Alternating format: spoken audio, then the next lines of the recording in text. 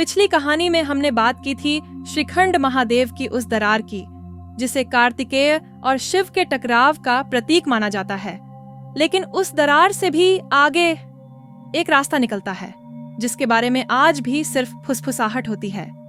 श्रीखंड महादेव, वो जगह जहां सीमाएं मिटती हैं, जहां दर्द और भक्ति एक दूसरे में घुल मिल जाते हैं और जहां से लौटकर इंसान एक नया स्वरूप धारण करता है। एक ऐसा रास्ता जहां जाना आज भी मना है। हिमालय की गोद में बसा श्रीखंड महादेव, जहां शिव के दिव्य स्वरूप की 75 फीट ऊंची चट्टान आज भी जागृत है, वहीं से शुरू होता है एक ऐसा मार्ग जो आज तक पूरा नहीं हुआ। आपने शिव, पार्वती माता और गणेश को अक्सर एक साथ पूजा करते देखा होगा, लेकिन कार्तिकेय को कभी उनके साथ नहीं देखा जाता। ऐसा क्यों? जो लोग श्रीखंड महादेव की यात्रा कर चुके हैं वे जानते हैं कि कार्तिकेय कहीं दूर एक रहस्यमय जगह पर बसे हैं। ऐसी जगह जहां जाना मुमकिन नहीं और जहां से कोई वापस नहीं लौटा। कहा जाता है यह वही रास्ता है जहां कार्तिकेय अपने पिता शिव से टकराव के बाद आगे बढ़े थे। मान्यता है कि एक समय कार्तिकेय के भीतर अहंकार जन्मा। वे स्वयं को शिव से भी श्रेष्ठ समझने लगे।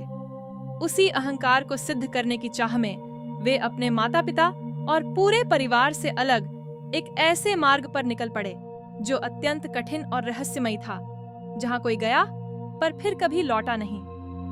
कार्तिकेय ने श्रीखंड को भी छोड़ दिया, एक ऐसे अज्ञात और अगम स्थान की ओर जिसका नाम अब तक रहस्य बना हुआ है। मान्यता है कि जो भी साधु या तपस्वी उस मार्ग पर गया वो कभी वापस नहीं आया। कई बार कुछ श्रद्धालुओं ने उस दिशा में आगे बढ़ने की कोशिश की, लेकिन तभी उन्हें अदृश्य चेतावनियां मिली। तेज हवा, अचानक मौसम का बिगड़ना या एक ऐसा भय जिसे शब्दों में नहीं बांधा जा सकता।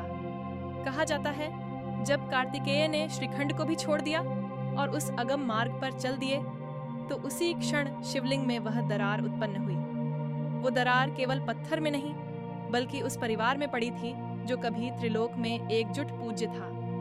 आज भी वह दरार वहां मौजूद है, मानो कोई पुराना घाव जो कभी पूरी तरह भरा ही नहीं।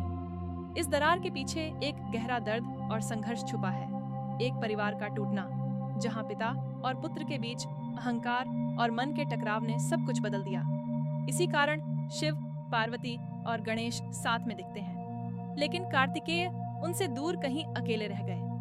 कुछ समय तक उस रहस्यमयी और अकेलेपन भरे स्थान पर रहने के बाद कार्तिकेय ने वह जगह छोड़ दी और दक्षिण की ओर चले गए, जहां उन्हें मुरुगन के रूप में पूजा जाता है। यह उनका एक नई शुरुआत थी, एक ऐसा सफर जहां उन्होंने अपने अस्तित्व और पहचान को एक नए आयाम में पाया। यह कोई साधारण कैलाश नहीं है, यह वह पवित्र धरा है जहां मां पार्वती की निरंतर करुणा ने आंसू बहाए थे। यह वह स्थान है जहां भगवान शिव के भीतर अनकहे दर्द ने टूटन महसूस की और जहां मां काली के अनोखे तेज ने अपने अनगिनत रूपों को जगा दिया। यहाँ से ही महाकाय भीम की पहली स्वर्गारोहण की इच्छा जन्मी थी। लेकिन यह कोई साधारण तीर्थ नहीं, यह एक स्वर्ग है जहां से सब कुछ शुरू होता है, जहां आत्मा अपनी सबसे बड़ी परीक्षा से गुजरती है। मिलते हैं अगले वीडियो में, जहां जानेंगे कि क्या शिव सच में भांग का सेवन करते हैं या ये सिर्फ लोगों द्वारा फैलाई गई बातें हैं। तब तक हर हर महादेव।